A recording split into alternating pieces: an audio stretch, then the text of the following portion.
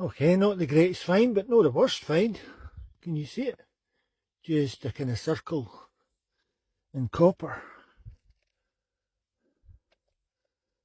And that's a pocket watch. That is a pocket watch with some of the workings in it.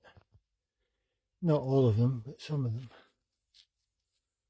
Wow. Could have been gold, but it's not. Super. Another wee find.